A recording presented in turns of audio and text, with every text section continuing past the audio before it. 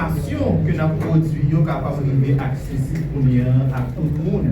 Et c'est sûr que ça a facilité aux recherches d'informations, parce que ça peut arriver que nous allons dans l'espace, gagner de monde dans l'espace là qui c'est des gens qui sont en situation de handicap, nous ne connaissons pas comment pour nous tirer des informations dans les mondes. Donc apprendre l'antigne à permettre que nous ayons un moyen pour nous capables de joindre plus d'informations. Nous allons une petite pause et m'a quitté nous avec une dans deux vidéos qui accessibles internationales et de la francophonie Québec, ainsi que le centre de communication adapté. Et pour mieux comprendre l'implication de ces deux partenaires dans la mise en œuvre de ce projet, nous allons les écouter. Mesdames, Messieurs, nous allons accueillir chaleureusement le représentant du Centre de communication adapté, M. Guy Gendron, dans ses propos de circonstance. Moi, je suis au max ici. Alors voilà. Bon, alors je vais reprendre, si vous voulez bien. Donc, comme je disais, dans le cadre de ce projet spécifiquement, d'abord notre fierté d'avoir collaboré avec l'Institut haïtien de la langue des signes et d'avoir contribué à un des jalons importants, si vous voulez, de la promotion de la culture sourde en Haïti et de la promotion de la formation des personnes sourdes en Haïti et, souhaitons-le, d'une éducation inclusive des enfants sourds en Haïti. Alors voilà, qui sommes-nous en fait? Nous sommes une petite organisation. Alors si l'interprète m'entend bien, tout est parfait. Alors nous sommes une petite organisation essentiellement qui œuvrons depuis un bon nombre d'années, c'est-à-dire donc 98 comme organisation, mais on peut remonter à plus loin que ça. En termes d'action auprès des communautés sourdes. Alors, je voulais, avant de poursuivre, saluer justement mon collègue qui est là, Michel Brière, qui est le fondateur donc du Centre de communication adapté. Et je veux saluer aussi Mme Maud Côté, qui est conseillère au Pépite Antilles et Amérique centrale du MRIF. Donc, c'est important de bien dire les choses et de bien saluer les principaux partenaires à ce projet. Et bien, écoutez, je m'en voudrais de saluer tous nos partenaires haïtiens qui sont présents parce que ça a été le succès de ce projet, de joindre plusieurs partenaires locaux, toujours dans un principe donc d'inclusion et de promotion de cette culture sourde. Alors, qui sommes-nous donc? En fait, le CCA propose des formations, fait des conceptions et de la réalisation de projets et élabore des programmes. De l'information à la formation, j'irai pas trop vite pour notre interprète, en passant par la production de contenu numérique adapté. Nous poursuivons notre mission, celle de promouvoir les cultures sourdes du Québec et de la francophonie. Nous appuyons toute initiative de développement locaux et internationaux qui contribuent à l'avancement des droits des personnes sourdes, à leur inclusion éducative, sociale et professionnelle. Alors, au cours de ces dernières années, donc, nous avons travaillé justement dans le cadre d'initiatives en télésanté ici au Québec.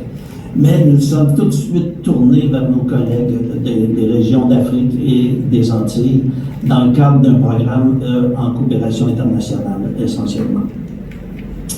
Alors, notre planification stratégique a pris ce virage vers la coopération internationale en créant, bien sûr, une plateforme numérique qui, elle, est axée vers l'accès à l'information pour toute communauté sourde de la francophonie. Nous menons et assistons des projets allant du Sénégal au Bénin, de la République démocratique du Congo au Rwanda et bien sûr au Québec. Avec le programme SIGNLAB que je dirige, nous travaillons à la promotion des langues des signes locales et nationales dans les domaines de l'éducation de base, de la formation professionnelle et de la promotion des cultures sourdes. Donc, au Sénégal, nous avons conduit une première mission d'appui technique et d'évaluation afin afin de créer un programme de formation adapté en formation professionnelle. Au Bénin, nous avons constitué une banque de matériel éducatif destiné aux enfants sourds et entendants d'une petite école bilingue, le Centre des sourds de Parakou. En Haïti, nous sommes ici aujourd'hui pour célébrer ce fabuleux projet donc d'accès à l'information et à la formation professionnelle. Nous collaborons avec l'Institut haïtien de la langue des signes et souhaitons que la collaboration perdure donc dans le temps, bien entendu. En République démocratique du Congo, nous avons contribué aux 10 journées de sensibilisation sur la lutte contre la marginalisation des filles et des femmes sourdes en RDC. Une collaboration avec nos collègues du Centre de production et de programme de support de sensibilisation des sourds basé à Kinshasa. Et au Rwanda, nous avons travaillé donc à soutenir la formation inclusive en agriculture durable pour que les sourds et les personnes sourdes deviennent des acteurs au développement rural afin de lutter contre la pauvreté. Voilà en gros nos principaux champs d'action. Comment nous fonctionnons? Nous opérons une petite boutique de matériel d'aide à l'audition. Donc, nous œuvrons dans le secteur de la santé auditive. Et les petits profits qui sont engendrés par ces activités, on les investit dans la création de projets, c'est-à-dire qu'on assiste les organisations dans la proposition de projets lorsqu'il y a des appels de projets dans nos secteurs, dans nos pays, bien sûr, et à travers les instances internationales de la francophonie.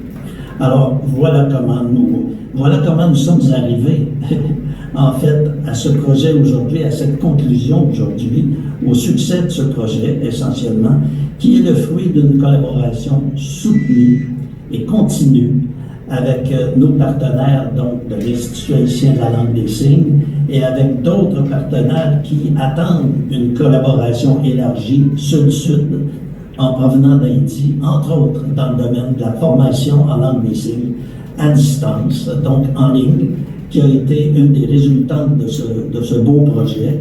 Et donc, on a des gens au Congo, au Rwanda, etc., qui attendent donc éventuellement de proposer des échanges de programmes de formation avec l'Institut pour promouvoir, encore une fois, chacun chez eux, la culture sourde, l'accès à l'éducation inclusive, bien sûr, et l'accès à la santé, à la justice et à l'information. C'est fondamental. Voilà pour ma part. Donc, je vous dis que je suis encore une fois très fier d'abord. Vous savez, ici, actuellement, donc, il fait à peu près moins 12, moins 15 degrés. Nous sommes sous la neige. Et je vous dis qu'à chaque fois que je pense à Haïti, mon cœur se réchauffe. Et ce, malgré le, comment je pourrais dire, malgré le climat d'insécurité qui est créé dans le pays. L'Institut haïtien de la langue des signes n'a pas cessé de produire des activités, de créer leur programme de formation qui était une alternative essentiellement au déplacement à l'intérieur du pays. Alors donc, ces gens-là n'ont jamais arrêté de travailler pendant tout ce temps, jusqu'à aujourd'hui, et souhaitons-le jusqu'à l'infini. Allons-y pour ça. Voilà. Alors, je termine mon petit mot ainsi. Et nous avons donc, je disais, le privilège d'avoir Mme Maude Côté, qui est conseillère au Pépite Antilles Amérique centrale. Je lui ai demandé de nous faire un petit mot qu'elle a bien accepté. Alors, je la remercie et j'aimerais donc lui passer la parole. Maude, la parole est à vous. Merci, M. Gendron. Bonjour à toutes et à tous. Je suis sincèrement heureuse et honorée de prendre la parole. Connaissance et puis satisfaction que nous avons devant nous. Pour nous capables de témoigner sur l'expérience dans le cadre de formation qui a Chelsea à organiser. Moi, je voulais pour commencer remercier la Chelsea pour l'invitation salutaire. Et profiter pour un beau chapeau pour tous les partenaires de coller ses efforts pour rendre l'initiative ça possible. Expérience moi dans le cadre de formation ça, moi je vais sur 3 aspects. Premier, c'est ça qui concerne la plateforme. La plateforme IHLS là, moi j'ai trouvé c'est innovation qui est assez intéressante parce que je me rappelle une période, l'initiative ça te prend, le pays a un bouleversé. Nous va vraiment fonctionner, circuler. Et IHRS, pas choisi, pas il était quand même dans le risque pour innover et porter l'un des signes par chaque monde qui était ici. Moi, je trouve la plateforme accessible et design là assez intéressant, ça qui rend facile pour utiliser et moi, je voulais féliciter M. Etienne qui est concepteur. Okay. Deuxième point que je voulais toucher, c'est ça qui est en rapport avec la formation. J'en ai suivi tout à l'heure, la formation est faite dans une ambiance qui est très conviviale. Et un point qui est intéressant, c'est que la formation est mise sur la plateforme, il y a là pour une semaine.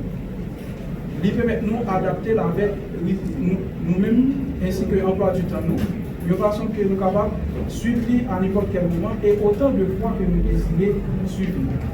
Donc, accessibilité formation est assez intéressante et qualité contenu autour est très intéressant par le fait que le formateur prend ça pour non seulement répéter le mouvement, mais contourner différents aspects du mouvement afin qu'il soit capable de bien cerner comment l'exécution est capable de faire.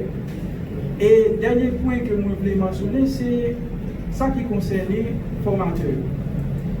Et sous ça, je voulais particulièrement féliciter le professeur Berger pour patience ainsi que l'implication. Et me rappeler dans le cadre de formation, M. Berger, non seulement il transcende pour dispenser cours en ligne, il a également autorisé tout étudiant pour contacter en privé, toutefois nous avons besoin d'aide pour être capable de backup. Donc, dans ce sens, je vous remercie, ainsi que tout l'autre formateur qui était impliqué dans le cadre de formation pour te rendre possible.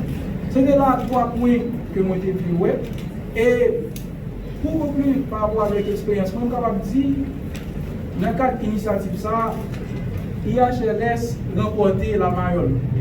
Et je pense que si nous sommes comme ça, on va avancer pour Haïti, côté droit, tout le monde. Merci.